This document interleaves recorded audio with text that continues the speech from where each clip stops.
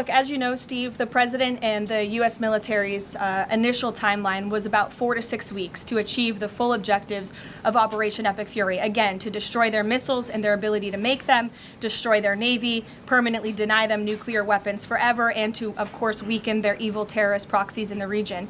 We know that the U.S. military and our brave warfighters are quickly and expeditiously executing these objectives well ahead of schedule, but ultimately the operations will end when the Commander-in-Chief determines the military objectives have been met, fully realized, and that Iran is in a position of complete and unconditional surrender, whether they say it or not.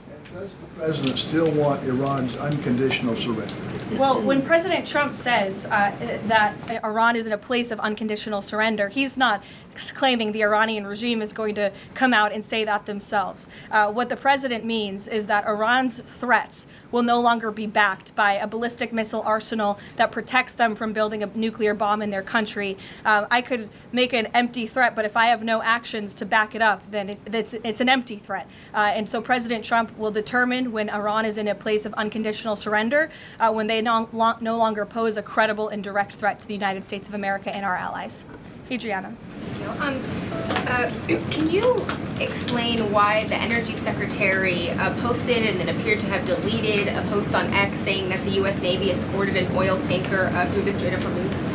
Yes, I was made aware of this post. I haven't had a chance to talk to the Energy Secretary about it directly. However, I know the post was taken down pretty quickly, and I can confirm that the U.S. Navy has not escorted a tanker or a vessel at this time, though, of course, that's an option the president has said he will absolutely utilize if and when necessary at the appropriate time. And if this was something that was posted erroneously, could it be because of a staffer? What, I guess, will there be any consequences for this? I know you still have to consult, but just generally speaking. Again, I would defer you to the Department of Energy to answer that question. And if I could just follow up really quickly. Sure.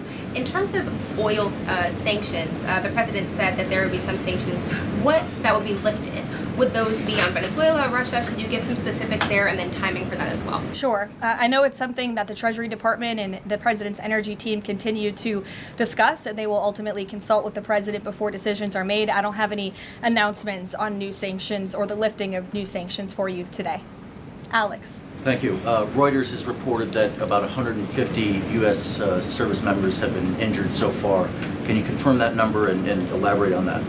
I can't confirm the exact number. I know it's within that ballpark, but I would defer you to the Pentagon for a specific number of wounded or injured thus far. And then secondly, if I can, I wanted to ask about, excuse me, right here. There was a briefing on the Capitol Hill today, and some senators came out and said they were more convinced than ever that there would be U.S. boots on the ground. Senator Blumenthal said that, in fact. Your reaction to that and any update on President Trump's thinking about it? Look, I would say that Democrats on Capitol Hill are clearly being quite disingenuous.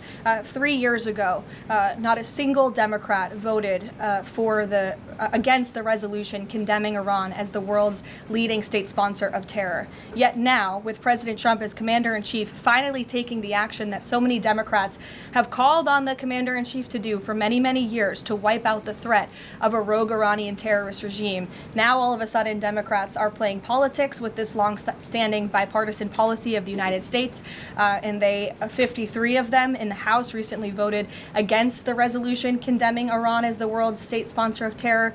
So I wouldn't take Democrats at their word. As for boots on the ground, the president has talked about this repeatedly. Wisely, he does not rule options out as commander-in-chief. So again, I would hesitate to confirm anything that a Democrat on Capitol Hill says right now about the president's thinking.